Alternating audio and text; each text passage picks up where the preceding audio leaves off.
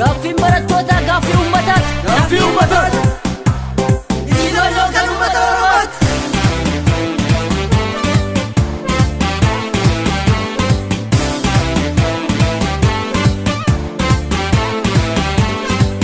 Ujummoo sadiimaa maal goota diida asittuu waa dhalateera. Ujummoo sadiimaa maal goota diida asittuu waa dhalateera. Ujummoo sadiimaa maal goota diida asittuu waa dhalateera. Ujummoo sadiimaa maal goota diida asittuu waa dhalateera. Ujummoo sadiimaa biyya kaakilee. Ujummoo sadiimaa Gudditti Finfinnee. Ujummoo sadiimaa Lukaan keenya jennaan. Ujummoo sadiimaa Keessan miti hin jennee. Ujummoo sadiimaa Bakka yaadde ga'u.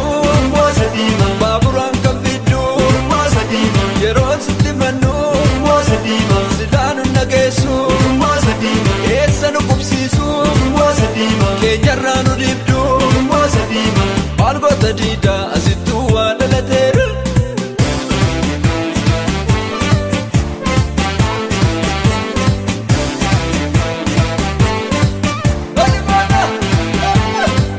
Ujummoo sadiimaa